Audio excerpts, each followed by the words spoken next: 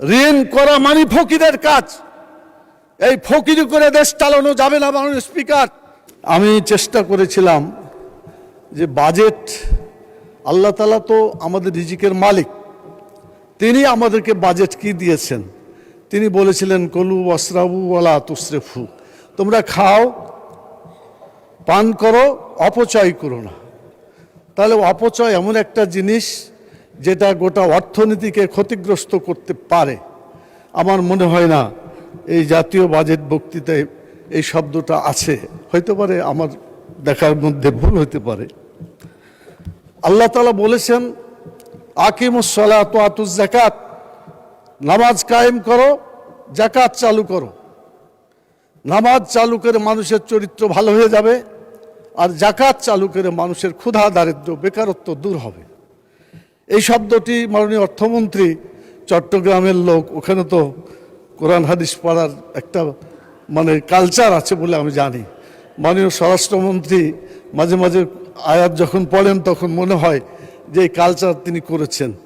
আমাদের মাননীয় অর্থমন্ত্রী দেখলাম না জাকাত শব্দটা এখানে উচ্চারণ করেছেন, এমন একটা পৃষ্ঠাও পাই নাই মাননীয় স্পিকার।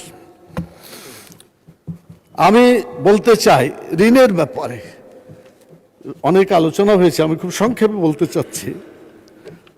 ঋণ করা সুযোগ আছে, তবে ঋণী অবস্থায় মরে যাওয়াটা আল্লাহ পছন্দ করেন নাই।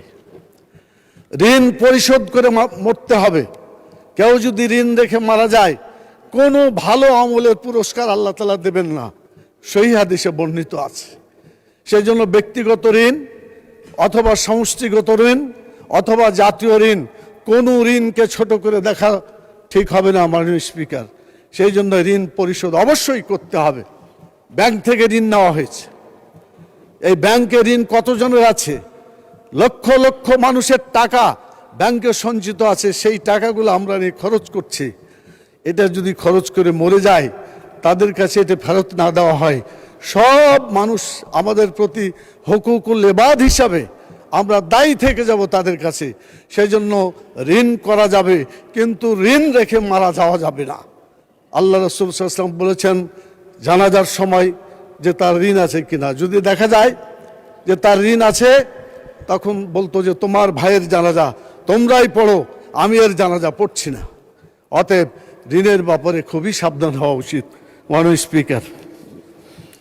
এরপরে আমি যে কথা বলতে চাই সেটা হলো যে যারা ঋণ করে তারা স্বাধীনভাবে চলতে পারে না।